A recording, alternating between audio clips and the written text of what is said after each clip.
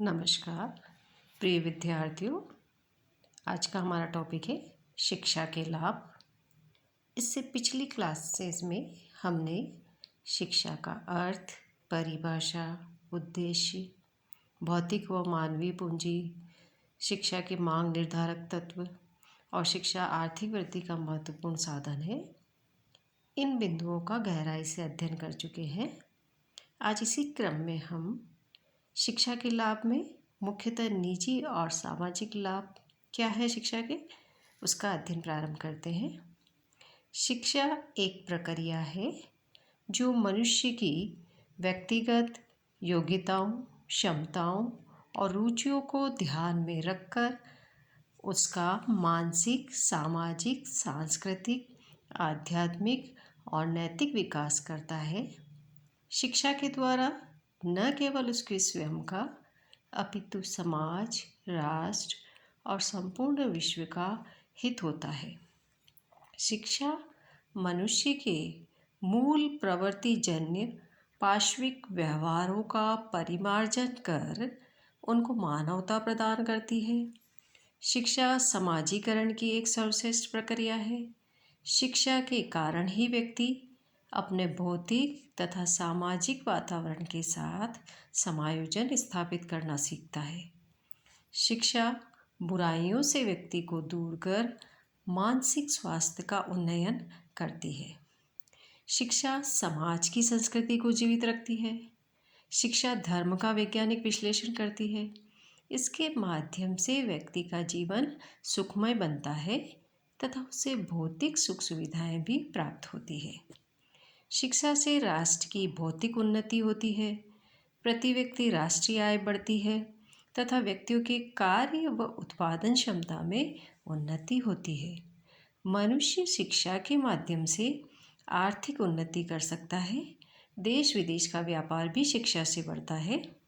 आज के युग में शिक्षा से न केवल व्यक्तियों को बल्कि देश को भी लाभ प्राप्त हो रहा है। एक तरफ व्यक्तियों में यह लाभ जीवन के सामान्य गुणों में व रोजगार में दिखाई देता है, वहीं दूसरी तरफ देश में यह लाभ आर्थिक वृद्धि व मूल्यों के विकास में दिखाई देता है। उच्च शिक्षा का लाभ अधिकतर स्वयं विद्यार्थियों को और उनके परिवार वालों को प्राप्त होता है। व्यक्तियों की आय में औसत बढ़ोतरी उच्च शिक्षा स्तर से ही बढ़ती है। फलस्वरूप पढ़े लिखे लोग कम बेरोजगार व गरीब है। यह आर्थिक लाभ उच्च शिक्षा में अधिक से अधिक निवेश की प्रेरणा देता है। अगर कोई विद्यार्थी उच्च शिक्षा में निवेश करने में असमर्थ है तो वह उधार लेकर इसमें निवेश करने की कोशिश करता है, क्योंकि उसे भी ये अच्छी तरह से पता है कि उच्च शिक्षा ग्रहण करने के बाद वह अच्छा रोजगार प्राप्त कर लेगा, जिससे वह एक अच्छी ज़िंदगी जी सकेगा तथा उसका आने वाला समय अच्छा बीतेगा। इसी प्रकार समाज भी उच्च शिक्षा से प्राप्त आर्थिक लाभ का अनुभव लेता है।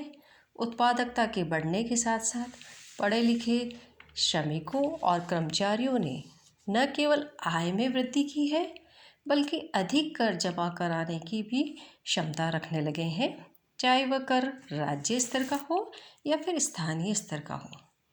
इस तरह समाज और निजी व्यक्ति दोनों ही शिक्षा से लाभ प्राप्त कर सकते हैं। निजी व्यक्ति के लाभ दूसरों को भी प्रभावित करते हैं, इसलिए यह कहना गलत नहीं होगा कि उनके लाभ से समाज को फायदा हुआ है तथा समाज उन्नति की ओर अग्रसर हुआ है। अब हम शिक्षा के लाभ देखते हैं। शिक्षा के लाभों को मुख्यतः दो भागों में बांटा गया है। पहला है निजी लाभ और दूसरा है सामाजिक लाभ। निजी लाभ, शिक्षा से प्राप्त निजी लाभ इस प्रकार है, एक एक करके हम इसका विस्तृत अध्ययन करते हैं। सबसे पहला है आत्मविश्वास में वृद्धि। शिक्षा से व्यक्ति के आत्मविश्वास में वृद्धि होती है। फलस्वरूप न केवल उनको व्यक्तिगत लाभ प्राप्त होता है बल्कि व्यक्ति समाज को भी प्रेरणा देता है व उसके कल्याण के बारे में सोचने की शक्ति प्रदान करता है। शिक्षा बड़ी मात्रा में रोजगार के नए नए अवसर प्रदान करती है। अधिकारों के प्रति जागरूकता भी लाती है शिक्षा। उच्च शिक्षा से व्यक्ति को अपने अधिकार के बारे में पता चलता है तथा उसे कैसे प्राप्त करना है, यह सब उसको जानने का अवसर शिक्षा के माध्यम से मिलता है। आवश्यकताओं की मांग भी शिक्षा के कारण होती है। शिक्षा के कारण व्यक्ति न केवल अपने स्वास्थ्य का बल्कि सुरक्षा का व दूसरों की आवश्यकताओं की मांग भी करता है। नेक्स्ट है जीवन स्तर में सुधार। शिक्षा के कारण व्यक्ति की न केवल आय में वृद्धि होती है बल्कि जीवन स्तर में भी सुधार होता है। समय के साथ व्यावहारिक शिक्षा भी होने लगी है जिससे आय में वृद्धि हुई है। सामाजिक मूल्यों में वृद्धि भी शिक्षा के माध्यम से हो रही है। कोई भी उच्च शिक्षा प्राप्त व्यक्ति अधिक लाभ प्राप्त करता है, चाहे वो लाभ मुद्रा संबंधी हो या किसी और से संबंधित हो, जैसे कि सामाजिक मूल्यों में वृद्धि इत्यादि। अब हम देखते हैं शिक्षा के सामाजिक लाभ क्या हैं। शिक्षा से प्राप्त सामाजिक लाभ निम्नलिखित है। शिक्षा से कर जमा में वृद्धि। शिक्षा का स्तर बेरोजगारी व गरीबी के निम्न स्तर से परस्पर संबंधित है। शिक्षित व्यक्ति न केवल अधिक कर जमा कराते हैं बल्कि सामाजिक बचाव प्रोग्राम में भी कम निर्भर रहते हैं।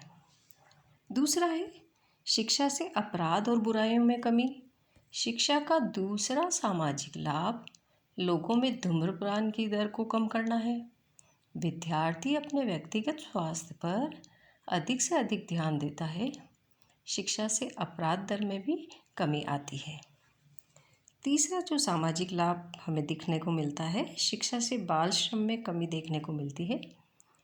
व्यक्ति अपने बच्चों को स्कूल भेजने का साहस करता है जिसके परिणाम स्वरूप देश का कल्याण होता है, क्योंकि आज के बच्चे ही कल का भविष्य है। इसलिए जितनी उन्नति इनकी होगी उतना ही आने वाला समय विकास की ओर जाएगा। शिक्षा से नागरिकों की भागीदारी में भी बढ़ोतरी होती है और वे समाज के कल्याण और हित का कार्य करते हैं, जैसे कि रक्तदान करना, वोटिंग देना, संगठन का कार्य करना आदि। अब हम नेक्स्ट देखते हैं शिक्षा के निजी और सामाजिक लाभ में क्या संबंध है। निजी शिक्षा के लाभ और सामाजिक शिक्षा के लाभ दोनों में परस्पर संबंध देखने को मिलता है। ये दोनों लाभ एक दूसरे के पूरक हैं। शिक्षा केवल व्यक्तिगत लाभ ही नहीं पहुंचाती बल्कि समाज के कल्याण के बारे में भी लोगों को सोचने की शक्ति प्रदान करता है। शिक्षा के द्वारा मनुष्य समाज में परस्पर संबंध बनाने का कार्य करता है। यह अधिकतर पढ़ने लिखने के कारण आसान बन जाता है।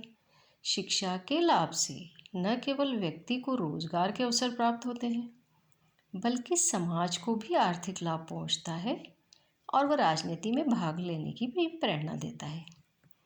निजी और सामाजिक लाभ में पूरकता अधिक स्वास्थ्य, सामाजिक सुरक्षा व अन्य आवश्यकताओं की मांग में भी दिखाई देती है, जो न केवल एक व्यक्ति तक बल्कि समाज व देश में दिखाई देती है। परिणाम स्वरूप नेता भी इस सामाजिक सुविधा क्षेत्र में सुधार के बारे में सोचते हैं। इस तरह स्पष्ट होता है कि निजी मांग व सामाजिक मांग में घनिष्ठ संबंध देखने को मिलता है और दोनों का विकास एक दूसरे के बिना नहीं हो सकता। इस प्रकार आज हमने शिक्षा के लाभों में निजी और सामाजिक लाभ को समझा। धन्यवाद।